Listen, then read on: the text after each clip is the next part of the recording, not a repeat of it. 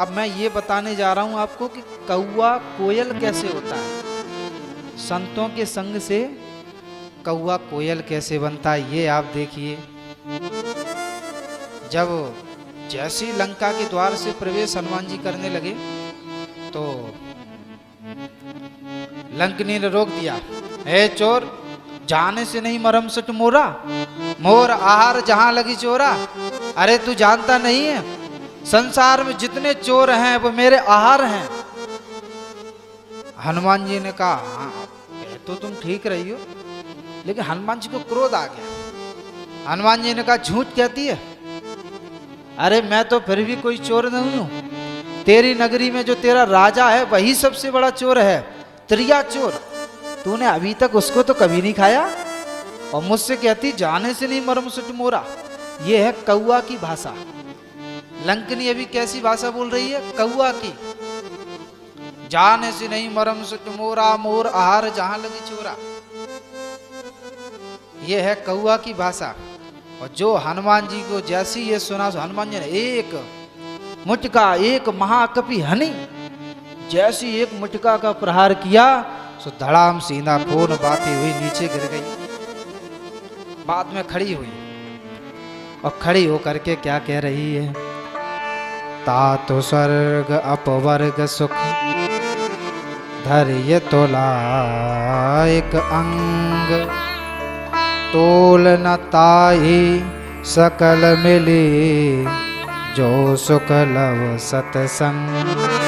ए तात, बड़ा आनंद आया सत्संग में। अब बताओ आप कहाँ सत्संग हुआ? कोई ये सत्संग हुआ? मुक्का मारना कोई सत्संग है? एक मुक्का मारा और वो कह रही बड़ा अच्छा सत्संग हुआ। सारे सुखों को एक तुला पर अलग पड़ने पर रख दो, लेकिन वह सब साधन सत्संग की बराबरी नहीं कर सकते। अब सत्संग कहाँ हुआ मैं आपको बताऊं। जब गुरु वचन रूपी हथौड़े से चोट का प्रहार करते हैं तब राग का रक्त बमन हो जाता है, और जब राग रूपी रक्त निकल जाता है तब जीवन में वैराग्य आता है, और वैराग्य आते ही तुरंत जो है जीवन में सत्संग प्राप्त हो जाता है। सत्संग मिल गया। और पहले बोल रही थी कौवे की भाषा, अब बोल रही है कोयल की भाषा।